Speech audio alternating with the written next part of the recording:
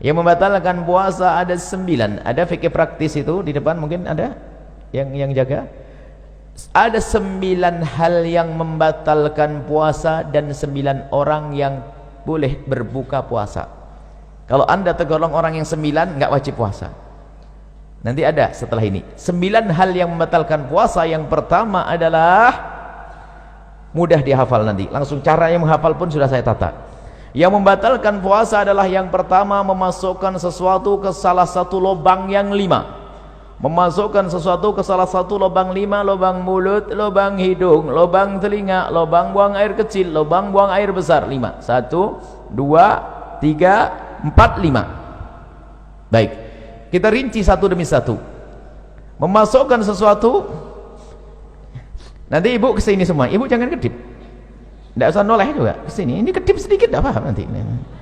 Jangan kedip ibu, tidak usah tanya sebelahnya, tanya saya nanti. Kalau ibu tanya sebelahnya tambah nggak ngerti, percaya. Ibu tidak usah tanya sebelahnya, ibu tanya ke sini.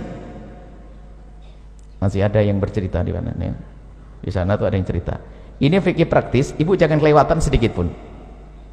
Nah, yang maksud membatalkan masukkan lubang mulut, lubang hidung, lubang telinga, lubang buang air kecil, lubang buang air besar. Ini saya rinci. Yang dimaksud memasukkan ke lubang mulut adalah nelennya. Makanya jangan kedip dulu, nanti salah ya. Nelennya. Maka selagi anda tidak nelen, maka tidak batalkan puasa. Misalnya di satu pagi anda melihat es krimnya anak-anak kok lebih, lah ini sayang, esnya lebih, langsung dimasukkan ke mulut, batal enggak? Enggak batal, asalkan jangan ditelan. Jangan ditelan, awas jangan. Enggak ada yang berbeda, tanya ulama manapun sama, enggak ada. Enggak batal, asalkan jangan di permen masukkan, permen batal enggak? Enggak batal, asalkan jangan ditelan. Sudah selesai. Sebab yang membatalkan nelennya. Tapi makruh, iseng banget ya, tambah sakit hati es krim masukkan mulut siang hari bulan Ramadan. Tapi kita harus paham yang membatalkan nelen. Makanya kenapa Buya ngomong jangan kedip. Kalau ibu kedip atau ibu noleh ke sebelah, habis itu pulang, oh yang membatalkan nelennya saja ya. Iya, bener kan? Paham? Jelas. Pulang ke rumah, ditanya sama anaknya, mama nelen ludah gimana ma? Saya tadi ngobrol. Makanya jangan ngobrol kalau ngaji, nggak usah tanya ke tetangganya. Ayo nelen ludah gimana? Kayaknya batal. Kok kayaknya nih gimana sih? Harus jelas. Nelen ludah itu tidak membatalkan puasa dengan catatan ada 3. Jadi nelen ludah itu tidak membatalkan puasa asalkan ada catatan 3. Yang pertama, ludahmu sendiri. Sudah tidak usah bingung kalau belajar dengan kami, ibu matanya ke sini aja, ibu gak usah bingung, nanti ibu paham sendiri, tidak usah bingung,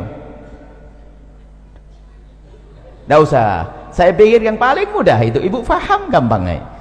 Yang pertama, ludah ditelan itu tidak membatalkan puasa asalkan ludah ibu sendiri. Ludahnya orang lain batal. Ya, masa ludahnya orang ini? Ya cuman kalau ngomong ludahnya orang lain itu jangan dibayangin ada ludah di meja langsung itu jorok banget itu. Anda memang belum belajar bagaimana keharmonisan dalam rumah tangga. Ya mungkin sekali seorang suami kalau ciuman kan nggak batal puasa, tapi kalau tertukar lidah suami sama istri, Pak, ya gitu loh contohnya yang indah. Contoh kok jorok banget.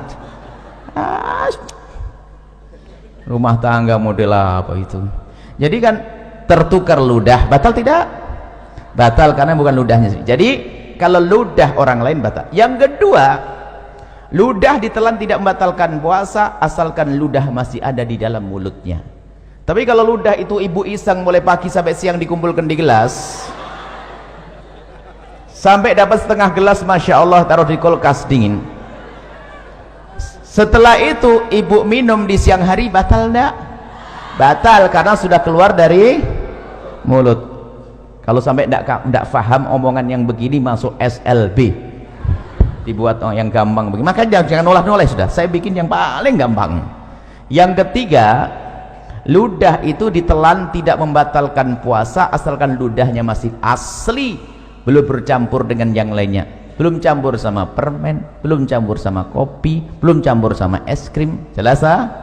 Baik, kalau saya punya ludah begini saya telan, tidak batal puasa saya karena ludah masih ada di mulut saya, ludah belum bercampur dengan sesuatu, dan ludah saya sendiri. Selesai?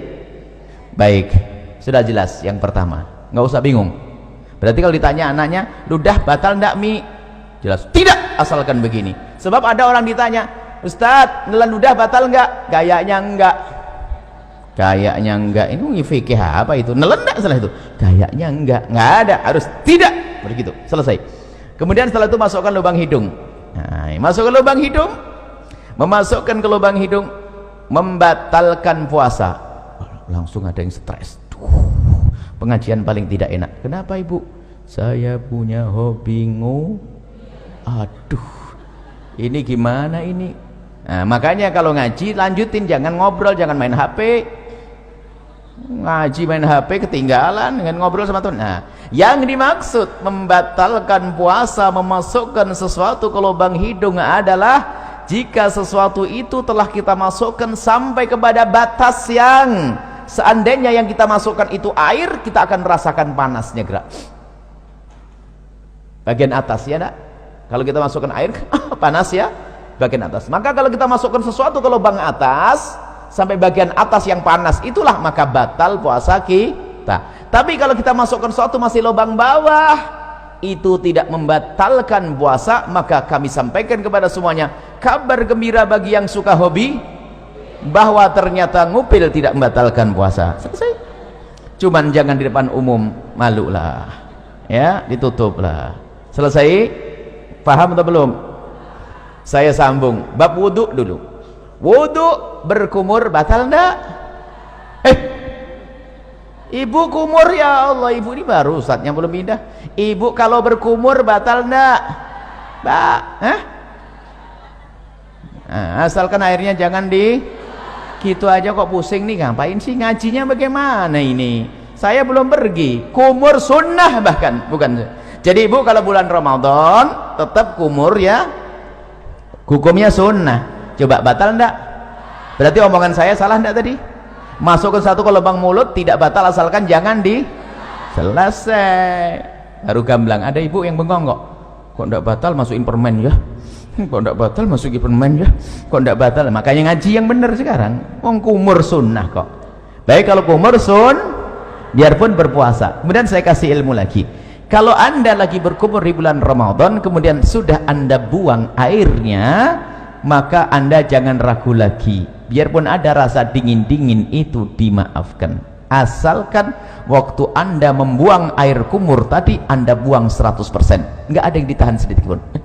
Kalau ada ditahan batal. Tapi dibuang, sisa dingin itu nggak ada masalah. Pasti ada sisa dingin karena apa? Air. Selesai ya? Sama di dalam berwudu istinsak, memasukkan air ke dalam hidung ya, sekedarnya, jangan sampai ke derajat tempat yang panah. Itu adalah tidak membatalkan, hukumnya tetap sunnah.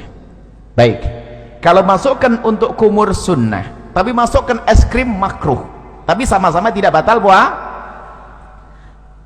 Masukkan es krim makruh, asalkan jangan ditelan, tidak batal. Masukkan kumur air wudu sunnah. Baik, apa perbedaannya dua-duanya? Kesamaannya sama-sama tidak batal, perbedaannya kalau kecelakaan. Jadi begini ibu, kalau ibu lagi berkumur wudu, tak taunya ada petir jeder begitu kok ketelan, itu rezeki, nggak batal. Karena apa? Ibu menjalankan perintah lalu ketelan. Diperintahkan, sunnah itu kan diperintahkan, paham ya? Tapi masukkan es krim diperintahkan enggak? Nah, berbeda kalau ibu lagi main-main rapkan ilmu, kata Buya nggak batal masukkan es krim. Baru masukkan es krim, nginjak kucing digigit, ketelan, batal. Main-main, ngapain es krim masukin mulut? Jelas ya? Baik, ini yang pertama, masukkan mulut, lubang hidung, selesai. Masukkan suatu ke lubang telinga. Lubang telinga bagian mana sih? Lubang telinga itu bagian dalam. Bagian dalam bagaimana? Bagian dalam lubang telinga itu yang batal kalau kita masukkan sesuatu ke lubang tersebut. Lubang dalam adalah lubang yang tidak bisa dijangkau oleh jari kelingking ini. Tapi kalau masih kelingking begini, ini luar. Kalau anda begini kan gatal, anda korek dengan jemari kelingking.